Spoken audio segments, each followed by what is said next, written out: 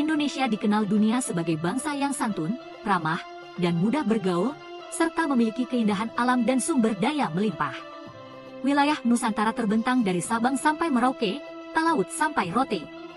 Luas Indonesia setara membentang dari London, barat, hingga Baghdad, timur, Jerman, utara, hingga Aljazair, selatan. Karena wilayahnya luas, Indonesia memiliki 3 zona waktu Indonesia bagian barat, tengah, serta tenggara.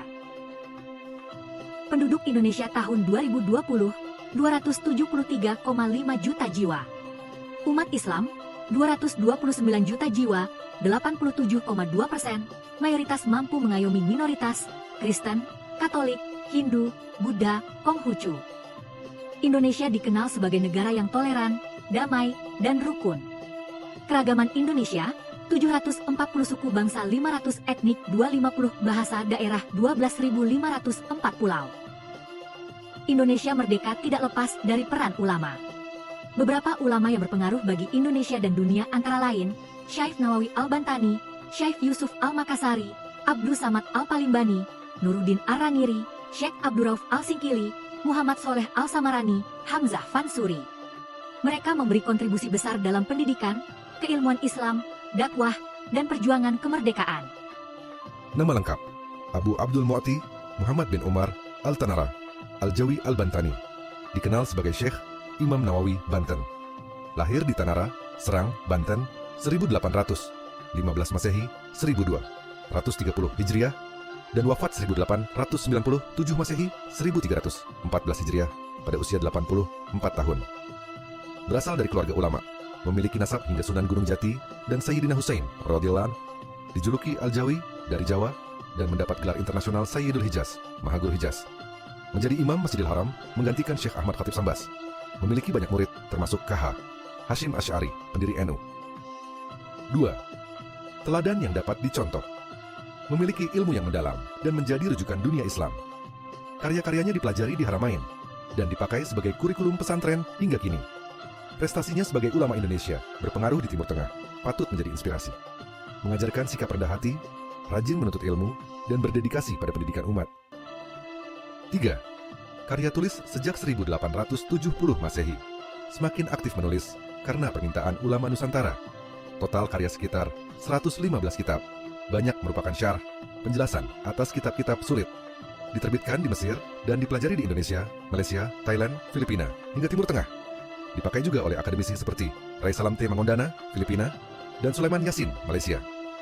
Pernah diundang memberikan kuliah oleh ulama Al-Azhar, Mesir. 10 kitab karya penting. 1. Sulam Al-Munajah 2. Bahjah Al-Wasail 3. Al-Tawsyih / Qut Al-Habib Al-Gharub 4.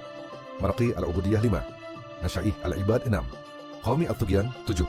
Al-Tafsir Al-Munar Marah Laba'id 8. Nur Al-Dhalam 9. Tanqih Al-Qawl Al-Hadsits 10. Uqud Al-Lujainra. 1. Riwayat hidup Syekh Yusuf Abul Mahasin Tajul Khalwati Al-Makassari, lahir di Goa, Sulawesi Selatan pada 3 Juli 1626 dan wafat di Cape Town, Afrika Selatan pada 23 Mei 1699 dalam usia 72 tahun. Ia dikenal sebagai pahlawan nasional Indonesia dan masyarakat Sulawesi Selatan menjulukinya Tuanta Salamaka Rigowa, Tuan Guru penyelamat kita dari Goa.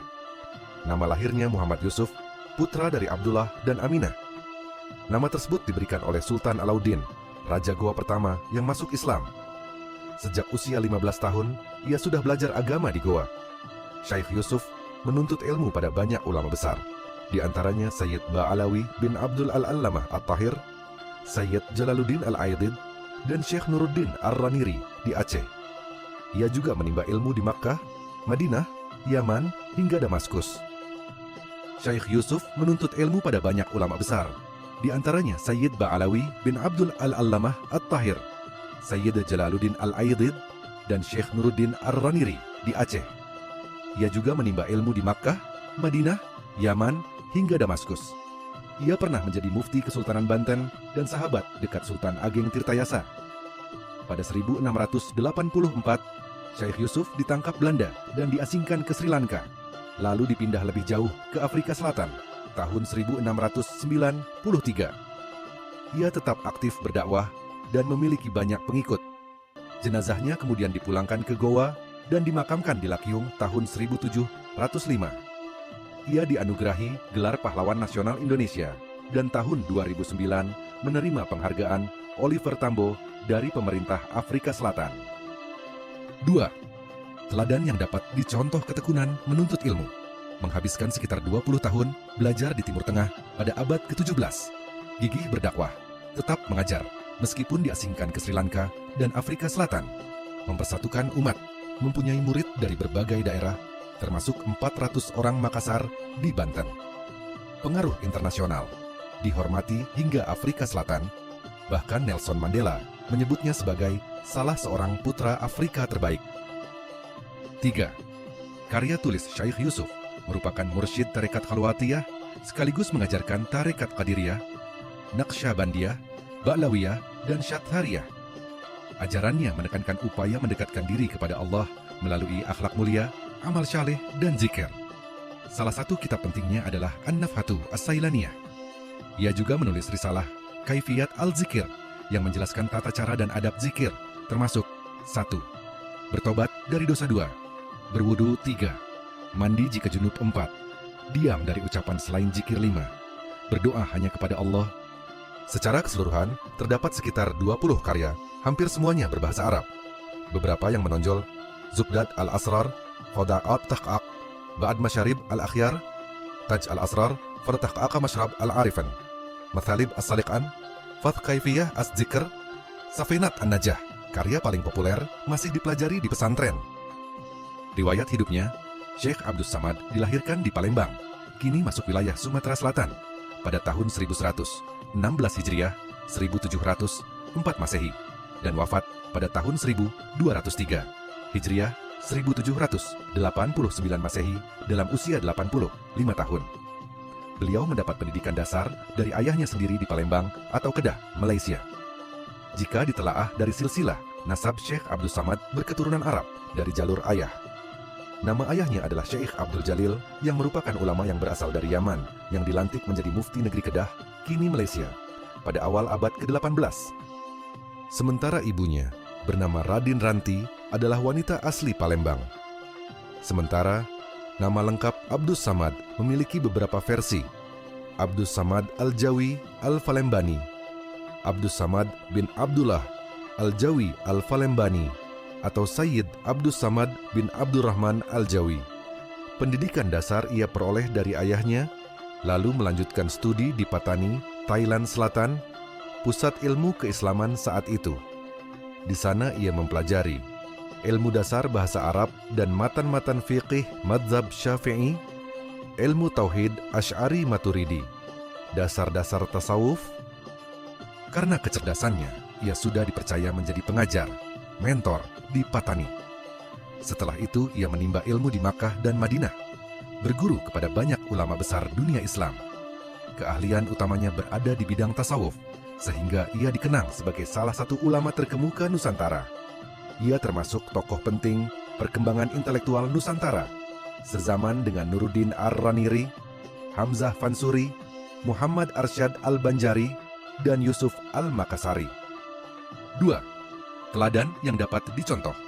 Tidak melupakan tanah kelahiran, meski menetap lama di Timur Tengah, ia tetap mengikuti perkembangan sosial politik Nusantara. Perubahan intelektual dan spiritual, ia ditempa oleh guru-guru besar seperti Muhammad bin Abdul Karim Al-Sammani, Muhammad bin Sulaiman Al-Kurdi, Abdul Al-Mun'im Damanhuri, bersama banyak ulama lainnya dari Irak dan Mesir. Dihormati dunia Islam, perjuangan menuntut ilmu mengangkat martabatnya sebagai ulama yang dihargai baik di Arab maupun di Nusantara.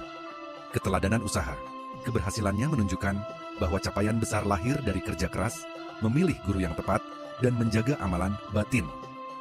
3. Karya tulis Syekh Abdus Samad dikenal sangat produktif. 2 karya paling terkenal dan masih luas dipelajari adalah Hidayatus Salikin, Siyarus Salikin.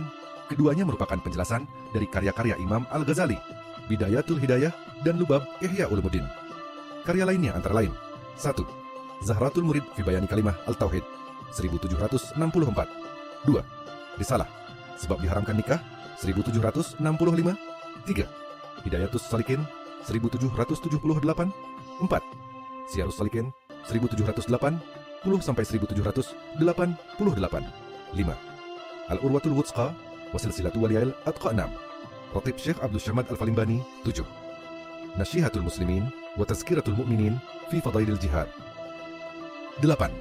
Risalah Kaifiyat Ratib Lailatul Jum'ah 9. Mulhiqun fi Bayani Fawaid An-Nafi'ah fi Jihad 10. Zat Al-Muttaqin fi Tauhid Rabbul Alamin 11. Ilmu Tasawuf 12.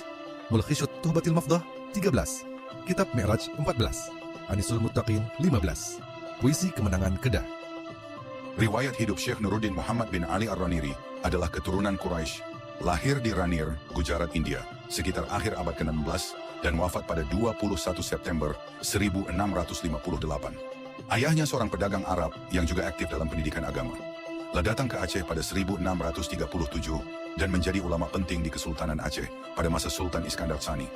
Di Aceh ia mempelajari bahasa Melayu lalu memperdalam ilmu agama ketika berhaji ke Makkah. Setelah kembali, ia melihat kuatnya pengaruh paham wujudiyah, sehingga ia pindah ke Malaka untuk menambah ilmu serta memperdalam bahasa Melayu. Ketika kembali ke Aceh, ia diangkat menjadi Kadi Malik Al-Adil, Mufti Besar, dan Syekh Masjid Baitur Rahman berkat keluasan ilmunya. Tinggal di Aceh selama 7 tahun sebelum akhirnya kembali ke Ranir setelah terjadi polemik dengan kelompok wujudiyah. Keteladanan yang dapat dicontoh. Memiliki wawasan keilmuan luas, sejarah, fikih, tasawuf, politik, filsafat, hingga sastra.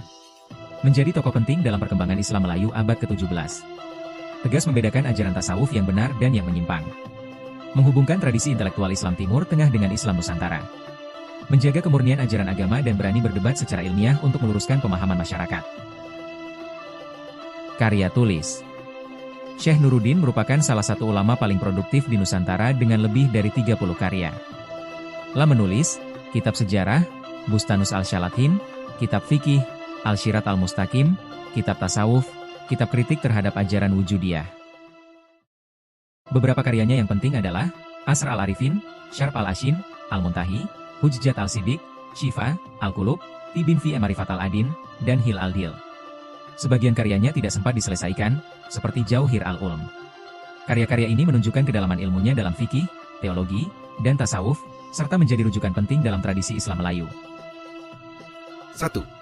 Riwayat hidup Syekh Abdul Rauf bin Ali Al-Singkili, dikenal juga dengan gelar Tengku Syakwala, lahir di Singkil, Aceh, pada 1024. Hijriah 1615 Masehi, dan wafat di Kuala Aceh, tahun 1100. 5 Hijriah 1693 Masehi. Nama lengkapnya adalah Aminuddin Abdul Rauf bin Ali Al-Jawid Sumalfansuri As-Singkili. Asal-usul keluarganya masih diperdebatkan, namun banyak ahli menilai ia adalah orang pribumi dari pesisir Minang atau etnis Batak Singkil yang telah lebih dulu memeluk Islam. Ia memulai pendidikan dari ayahnya, lalu belajar kepada ulama-ulama di Fansur dan Banda Aceh. Ia kemudian menunaikan haji, sekaligus menuntut ilmu di pusat-pusat keilmuan Timur Tengah, sebelum kembali ke Aceh sebagai ulama besar. 2. Teladan yang dapat dicontoh Syekh Abdul Rauf kembali ke Aceh, sekitar 1083, Hijriah 1662 Masehi, dan mengembangkan tarekat Syathariyah. Ia menjadi pusat rujukan ilmu bagi murid-murid dari berbagai daerah Nusantara. Beberapa murid terkenalnya, Syekh Burhanuddin Ulakan, Pariaman, penyebar Islam ke Pagaruyung, Syekh Abdul Muhyi, Tasikmalaya, penyebar tarekat Syathariyah di Jawa Barat, dan peziarah ke makam Syekh Abdul Qadir Jailani di Baghdad. Abdul Malik bin Abdullah, Semenanjung Melayu, ahli fikih. Daud Al-Jawi Ar-Rumi, wakil utama tarekat Syathariyah setelah wafatnya Syekh Abdul Rauf. Karena perannya membimbing banyak ulama besar, ia dianggap sebagai poros penting jaringan ulama Nusantara. Aceh pada masa itu memang menjadi pusat peradaban Islam dan tempat persinggahan jamaah haji dari berbagai wilayah. 3. Karya tulis. Menurut Az-Zumardi Azra, karya-karya Syekh Abdul Rauf banyak disebarkan melalui murid-muridnya. Karyanya meliputi fikih, tasawuf, akidah, hingga tafsir. Beberapa karya pentingnya. 1. Mir'at Al-Tulab, kitab fikih, ditulis atas permintaan Sultanah Safiyatuddin. 2. Tarjuman Al-Mustaf'ad, tafsir Al-Quran lengkap pertama berbahasa Melayu, karya paling monumental. 3. Terjemahan Hadits Arba'in karya Imam Nawawi. 4. Mawa'iz Al-Badi', nasihat akhlak. 5. Tanbih Al-Masyi, pengajaran tasawuf tentang martabat 7. 6. Kifayat Al-Muhtajin, membahas konsep wahdatul wujud. 7. Daqaiq Al-Huruf, ajaran tasawuf dan ilmu kalam. Tafsir Terjemahan Al-Mustaf'ad pernah dicetak 2 jilid pada 1884-1885 di Istanbul dan menjadi rujukan ulama Melayu selama berabad-abad. Syair-syairnya juga dipakai sebagai media dakwah, salah satunya syair ma'rifat. Muhammad Soleh bin Umar Al-Samarani, Mbah Soleh Darat, 1. Riwayat hidup. Mbah Soleh Darat, Bernama lengkap Al-Alim Al-Alama Asy-Syaikh Muhammad Sholeh bin Umar Al-Samarani, lahir sekitar 1820 M di daerah Kedung Cumpleng, Mayong, Jepara. Ia wafat di Semarang pada 28 Ramadan 1321 H 18 Desember 1903 M. Julukan, darat, berasal dari tempat tinggalnya di kawasan darat, Semarang Utara. Ayahnya, Kyai Umar, dikenal sebagai pengikut dan pejuang dari pihak Pangeran Diponegoro, sehingga Mbah Sholeh tumbuh dalam lingkungan yang religius sekaligus patriotik. Sebagai ulama besar, ia berhasil mendidik banyak tokoh penting Indonesia, di antaranya KH Hashim Asy'ari, KH Ahmad Dahlan, KH Amir Idris, KH Dahlan Termas, KH Dimyati Termas, KH Dalharwatu Congol, KH Bisri Syansuri, KH Holi Lasem, dan bahkan Era Kartini. Ia juga pernah menjadi pengajar di Makkah, dengan murid dari berbagai negeri Nusantara dan Melayu. 2 teladan yang dapat dicontoh. Semangat mencari ilmu. Ia menimba ilmu dari banyak ulama besar Nusantara yang dikenal ahli fikih dan tasawuf. Pengembaraan ilmu hingga Timur Tengah. Ia tidak puas hanya belajar di Jawa. Ia melanjutkan perjalanan ke wilayah Hijaz dan belajar kepada ulama besar seperti Syaikh Muhammad Al-Mukri, Syaikh Muhammad Sulaiman Hasbullah Al-Maki, Sayyid Ahmad Zaini Dahlan, hingga ulama dari Mesir dan Suriah. Perhatian besar pada pendidikan perempuan. Ia turut mendidik Era Kartini, yang kemudian menjadi ikon emansipasi wanita. Hal ini menunjukkan pandangannya yang jauh ke depan tentang pentingnya pendidikan perempuan pada masa penjajahan. 3 karya-karya tulisnya. Mbah Sholeh Dara termasuk ulama yang sangat produktif. Beberapa karyanya. 1 Kitab Munjiat Tasawuf, ringkasan Ihya, Ulumuddin. 2 Syarh Al-Hikam, penjelasan Kitab Al-Hikam. 3 Lathaif et-Taharah, hukum bersuci. 4 Kitab Esyalah, tata cara sholat. 5 Tarjamah Sabil Al-Abid, Akidah Ahlus Sunnah wal Jamaah. 6 Mursid Al-Wajiz, tasawuf dan akhlak. 7 Minhaj Al-Atqiyah, akhlak dan penyucian jiwa. 8 Hadis Al-Miraj, perjalanan Isra, Mikraj. 9 Asrar Al-Syalah, rahasia-rahasia sholat. 10 Faid Ar-Rahman, tafsir pertama dalam bahasa Jawa aksara Arab, yang dihadiahkan kepada Era Kartini saat pernikahannya. 11 Manasik Al-Hajj wa Al-Umrah, ibadah haji dan umrah, diterbitkan di Bombay pada 1922 M. 12 Majmu'ah Al-Syariah Al-Kafiyah li Al-Awam, membahas fikih dasar, khususnya haji. Syekh Hamzah Al-Fansuri, dikenal juga sebagai Hamzah Fansuri, merupakan ulama, sufi, sekaligus penyair besar dari Barus, wilayah pesisir pantai barat Sumatera. Nama Al-Fansuri merupakan bentuk Arab dari Fansur, yaitu kawasan Pancur yang dahulu menjadi pusat pendidikan Islam di Aceh Selatan. Barus pada masa itu adalah pelabuhan internasional yang ramai disinggahi saudagar dan musafir mancanegara. Bahkan, keberadaannya tercatat dalam sumber sejarah Yunani kuno abad kedua sebelum Masehi. Sebagian pendapat lain menyebut bahwa Hamzah Fansuri lahir di Ayutthaya, ibu kota lama kerajaan Siam, namun tetap berasal dari keluarga Barus. Ia dikenal sebagai sosok yang menguasai banyak bahasa, Melayu, Jawa, Siam, Hindi, Arab, dan Persia. Bahasa Melayu yang digunakannya dianggap sebagai salah satu bentuk terbaik bahasa Melayu klasik pada abad 162 sebelum Masehi. Hamzah Al-Fansuri merupakan tokoh yang menunjukkan keluasan ilmu dan penguasaan bahasa, yang membuatnya mampu menyerap tradisi sastra Arab dan Persia, lalu memadukannya dengan Melayu. Kreativitas dalam karya termasuk keberanian memperkenalkan bentuk puisi baru dan pilihan diksi yang inovatif. Pendalaman tasawuf yang menjadi inti ajarannya dan banyak tercermin dalam karya-karyanya. Pengaruh besar di dunia sastra Nusantara sehingga diakui sebagai penyair agung Sumatera. Kekaguman terhadapnya bahkan tercatat oleh sarjana Belanda, Valentin pada tahun 1706. 3 karya tulis. Hamzah Fansuri adalah tokoh penting dalam sejarah kesusastraan Melayu dan tasawuf Nusantara. Ia merintis bentuk syair Melayu yang khas dan kuat secara estetika maupun isi. Ciri syair Hamzah Fansuri terdiri dari 13-21 bait. Setiap bait terdiri atas 4 baris dengan pola rima AAA. Dipengaruhi puisi Arab dan Persia, seperti rubaiyat, namun tetap punya karakter sendiri. Tema terutama berkisar pada tasawuf, pencarian Tuhan, dan perjalanan spiritual. Contoh terkenal, syair Hamzah Fansuri di dalam Makkah. Karya-karya yang masih dapat ditelaah. Kelompok syair. 1 Syair burung unggas. 2 Syair dagang. 3 Syair perahu. 4 Syair si burung pipit. 5 Syair si burung pungguk. 6 Syair sidang fakir. Kelompok prosa. 1 Asr al-Rifn. 2 Syarab al-Shikn. 3 Kitab al-Muntahi, Zinat al-Muahi. DN. Karya-karya tersebut menjadi dasar perkembangan sastra Melayu Islam dan menunjukkan kedalaman spiritual Hamzah Al-Fansuri sebagai ulama sufi.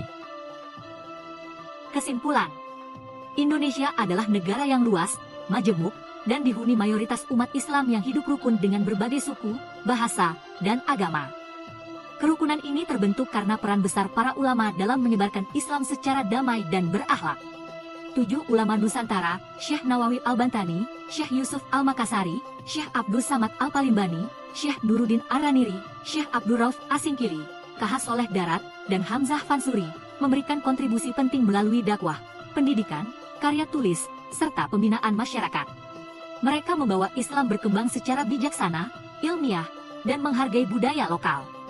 Warisan mereka memperkuat persatuan bangsa serta mengokohkan nilai-nilai Islam yang damai, toleran, dan rahmatan lil alamin di Indonesia.